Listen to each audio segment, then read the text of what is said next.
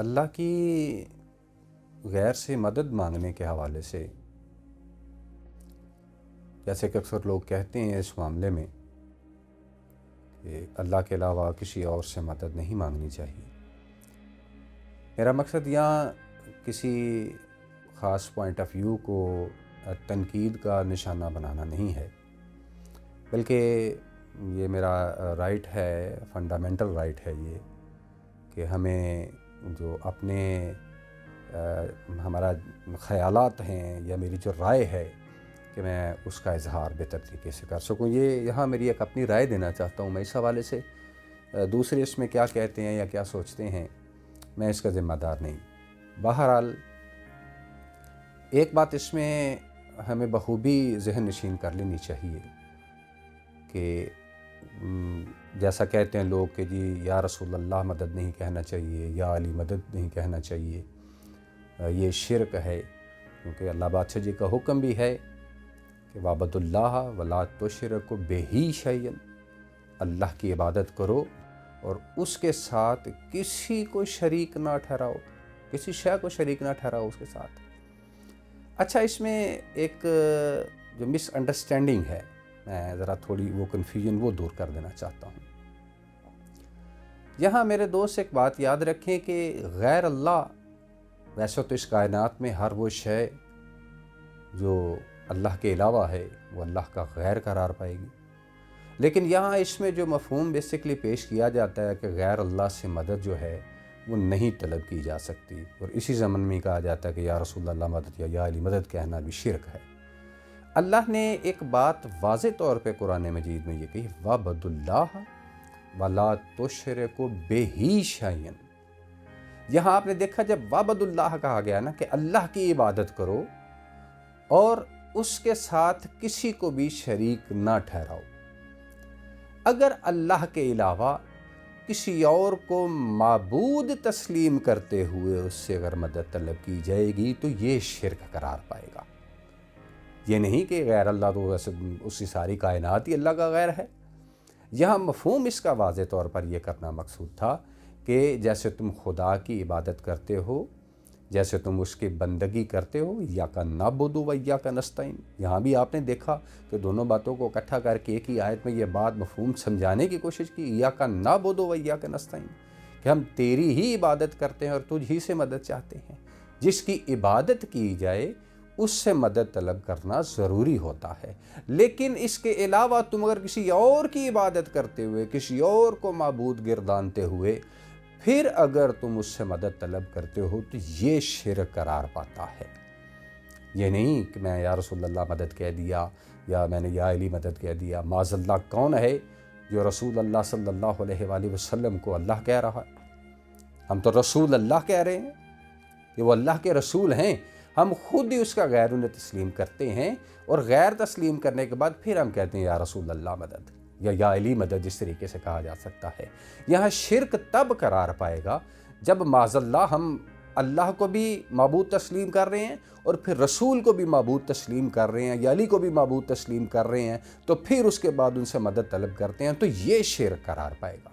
اگر ویسے دوسروں سے مدد مانگنا شرک ہوتا تو مجھے قرآن مجید کی ایک آیت اور یاد آئے گی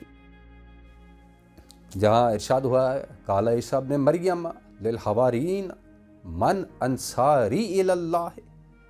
آپ اگر متن پہ غور کریں گے تو آپ کو پتہ چل جائے گا کہ عیسیٰ ابن مریم علیہ السلام نے کہا تھا کون ہے انصاری، من انصاری، یعنی یا یہ ملکیتی اپنی طرف اشارہ ہے، کون ہے جو میری اللہ کے لیے مدد کرے گا۔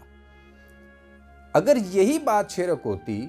کہ دوسرا اللہ کے علاوہ غیر ہر کسی کو غیر سمجھ گیا تو اس سے مدد نہیں مانگنی چاہیے، یہ مس انڈرسٹینڈنگ ہے ایک در حقیقت جو آپ لوگوں تک پہنچائی جاتی ہے۔ اللہ کے علاوہ کسی اور کو معبود تسلیم کرتے ہوئے اس سے مدد مانگنا شرک ہے۔ اگر ویسے کسی سے مدد مانگنا شرک ہوتا تو اللہ بادشاہ جی اس قول کو جو عیسیٰ ابن مریم علیہ السلام نے ارشاد فرمایا قرآن مجید میں بعض آتا تو پر کوٹ کر رہے ہیں کہ عیسیٰ اپنے حواریوں سے مدد طلب کر رہے ہیں کہ من انصاری اللہ ہے، کون ہے جو اللہ کے لیے میری مدد کرے گا۔ تو اگر آپ ہی کا پوائنٹ آف ویو لے لیا جائے کہ جو لوگ یہ سوچتے ہیں کہ نہیں جی اللہ کے علاوہ کسی اور کو اگر مدد کے لیے پکارا جائے تو یہ شرک ہے، تو پھر آپ غور کریں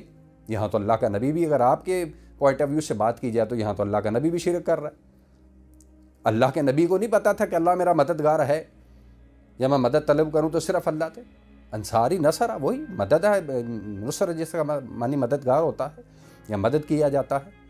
وہ نصرہ جو ہے وہ مدد کے لیے استعمال ہوتا ہے، اور عیسیٰ واضح طور پر کہہ رہے ہیں من انصاری اللہ، کون ہے جو اللہ کے لیے میری مدد کرے گا۔ اور قطعاً طور پر اس میں یہ مس انڈرسٹینڈنگ بالکل کلیئر کر لینی چاہیے اس حوالے سے۔ یہ بالکل آپ لوگوں کو عجیب سا ایک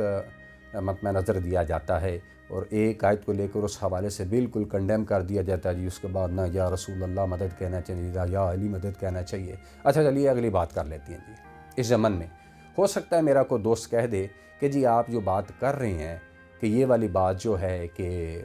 من انصاری اللہ ہے، جو عیسیٰ ابن مریم نے حوارین سے کہا، اپنے حواریوں سے کہا کہ کون اللہ کے لیے میری مدد کر رہا، تو حواری تو زندہ تھے، تو زندہ سے تو مدد طلب کی جا سکتی ہے۔ ہم بات کر رہے ہیں جو مر گئے ہیں، تو پھر میرا یہ خیال ہے کہ آپ تھوڑا سا اپنا اس میں بھی مطمع نظر کلیئر کر لیں۔ مجھے سمجھ نہیں آتی کہ ایک بات اگر اللہ بادشاہ جی واضح طور پر کر دیں تو اس بات میں ہم خود اللہ جی ہی کے مقابلے میں آ جاتے ہیں۔ واضح طور پر اللہ بادشاہ جی نے ایک بات کی ہے، میں کیونکہ بالخصوص بات رسول اللہ صلی اللہ علیہ وآلہ وسلم کی ذات اقدس کی کر رہا ہوں، یا حضرت علی کرم اللہ وجہہ کے حوالے سے میں بات کر رہا ہوں، کہ ان کے حوالے سے میں بات کر رہا ہوں۔ اس زمن میں آگے اب جزوی طور پر جو ابھی میں بات کرنے لگا ہوں، اس میں جو بھی آئے گا اس میں شامل کیا جا سکتا ہے۔ اچھا، اللہ جی نے قرآن مجید میں ایک بات کی ہے، وَلَا تَحْسَبَنَّ الَّذِينَ قُتِلُوا فِي سَبِيلِ اللَّهِ أَمْوَاتٌ بَلْ أَحْيَاءٌ عِندَ رَبِّهِمْ يُرْزَقُونَ۔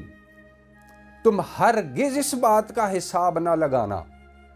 کہ جو اللہ کی سبیل میں قتل ہوئے وہ مردہ ہیں، بل احیام، بلکہ وہ زندہ ہیں۔ اور یہ احیام کو بندہ نہیں کہہ رہا، یہ خدا کہہ رہا ہے۔ اور تعجب کی بات ہے کہ ہم ایک چیز خدا ہمیں کہہ رہا، خدا کہہ رہا ہے کہ جو اللہ کی سبیل میں مارے گئے، جو قتل ہوئے، وہ کسی صورت مردہ نہیں۔ وَلَا تَقُولُوا لِمَن يُقْتَلُ فِي سَبِيلِ اللَّهِ أَمْوَاتٌ، قدغن لگا دیا گیا اس بات پر کہ تم کہو گے بھی نہیں یہ کہ وہ اللہ کی راہ میں مرے ہیں، بل احیام، بلکہ وہ زندہ ہیں۔ خدا زندگی کی سند دے رہا ہے اور ہم انہیں مردہ تسلیم کر رہے ہیں۔ اور رہی بات کہ جو اللہ کی سبیل میں قتل ہو رہا ہے جی، جو شہید ہوئے ہیں، جو ان کی بات ہو رہی ہے کہ شہیدوں نے، میرے دوست میری بات غور سے سنو، قتل جو ہے ضروری نہیں ہوتا۔ جب بھی ہم قتل کی بات کرتے ہیں تو ہمارے ذہن میں یہی بات آتی ہے کہ جناب بس اس کے گلے پہ چھری چل گئی یا کسی کو تلوار لگ گئی تو پھر اس کے بعد ہی وہ باضابطہ طور پر اس کا قتل گردانا جاتا ہے۔ مجھے پھر قرآن مجید کی آیت ہے، قتالہم اللہ ان یؤفکون، تباہ و برباد کرے اللہ ان کو، کہ یہ پتہ نہیں کہاں سے یہ کنسیپٹ لے آئے ہیں، کہاں سے یہ تصور لے آئے ہیں۔ یہ ان لوگوں کے متعلق کہا، یہودیوں کے متعلق کہا کہ انہوں نے کہا عزیر اللہ کا بیٹا ہے، انصاریوں کے متعلق کہا کہ جی انہوں نے کہا کہ عیسیٰ اللہ کا بیٹا ہے۔ قتالہم اللہ ان یؤفکون، آخر میں اللہ نے کہہ دیا کہ خدا غارت کرے، اور غارت کرے وہی اپنے آپ کو نقصان میں لے جانا، وہ کسی کو نقصان میں کر دینا۔ یہاں اب قتالہم اللہ کا مطلب یہ تو نہیں کہ خدا کے معاذ اللہ کچھ کے ہاتھ میں تلوار آ گئی ہے، اس کے ہاتھ میں خنجر ہے تو اس نے لوگوں کو قتل کرنا شروع کر دیا ہے۔ جب کسی کو ہلاکت میں ڈالا جائے نا، قتالہ ہلاکت کے لیے استعمال ہوتا ہے۔ اب اللہ کہہ رہا ہے کوئی شخص بھی ہے جس نے اپنے آپ کو اس حوالے سے، وہ اپنے آپ کو وہ تکلیفیں جھیلی ہیں میرے راستے میں، برداشت کیے ہیں بہت سارے الم میرے راستے میں، مصیبتوں کو برداشت کیا ہے، یہ ان لوگوں کی بات ہو رہی ہے۔ اللہ کہتا ہے وہ ایسی مصیبتیں برداشت کرتے کرتے اگر میری راہ سے چلے گئے ہیں تو انہیں مردہ مت کہو، بل ایام، بلکہ وہ زندہ ہیں، عند ربہم یرزقون، وہ اپنے رب کے حضور سے رزق بھی پاتے ہیں، صرف زندہ ہی نہیں ہے۔ ایک طرف اللہ کہہ رہا وہ زندہ ہے، دوسری طرف ہمارا پورا زور ہے جی نہیں جی وہ مر گئے ہیں۔ بھائی سبحان اللہ، خدا کیا کہہ رہا ہے اور تم کیا کہہ رہے ہو، مقابلہ کس کے ساتھ آپ لوگ کر رہے ہو؟ اللہ اگر زندگی دے رہا ہے تو یہ جاودانی ہے، اس کو موت نہیں آ سکتی، جسے خدا حیات کی نوید دے دے وہ کسی صورت نہیں مر سکتا۔ وہ اگر اللہ کہہ رہا ہے وہ مردہ نہیں ہے، تو میری بات یاد رکھنا، ہر وہ شخص جس نے اپنے آپ کو خدا کی راہ کے لیے وقف کیا ہے اور خدا کے پیغام کی، اس کے قانون کی ترویج کرتا رہا اپنی ساری زندگی میں، خدا اسے مرنے ہی نہیں دیتا کسی صورت بھی۔ اگر آپ کی وہ بات کہہ لی جائے تو انہوں نے زندوں سے انہوں نے مدد طلب کی تھی حضرت عیسیٰ علیہ السلام نے، تو جنہیں آپ مردہ تصور کر رہے ہیں خدا ان کی حیات کی نوید دے رہا ہے۔ اگر کوئی یا رسول اللہ مدد کہتا ہے تو وہ ایک ذہن نشین کرتے ہوئے بات کہہ رہا ہے۔ اس نے رسول اللہ صلی اللہ علیہ وآلہ وسلم کو ظاہری طور پر، بے شک وہ اس دنیا سے گئے، اس نے سمجھا ہی نہیں کہ رسول اس دنیا سے گئے، اس نے رسول کو بھی زندہ سمجھا ہے، اس نے علی کو بھی زندہ سمجھا ہے، اس لیے تو ان سے مدد طلب کی ہے۔ لہٰذا یہ بات کرنا کہ اللہ کے علاوہ کسی اور سے مدد طلب کرنا شرک ہے، تو شرک صرف ایک صورت ہے میرے دوست، اگر ہم اللہ کے علاوہ ان کو معبود تسلیم کرتے ہیں تو پھر ان سے مدد طلب کرتے ہیں۔ اگر ہم انہیں معبود تسلیم نہیں کرتے لیکن ان سے مدد طلب کرتے ہیں،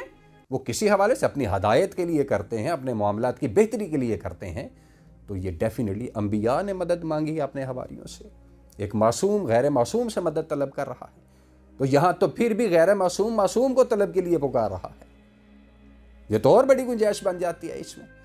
لہٰذا اس بات کو مطمئن نظر کو کلیئر کریں، اللہ کے علاوہ ہر وہ شخص جو تمہیں خدا کی جانب لے جانے کے لیے کوشاں ہے، اس سے مدد طلب کی جا سکتی ہے۔ اللہ مالک آپ کا حامی ناصر۔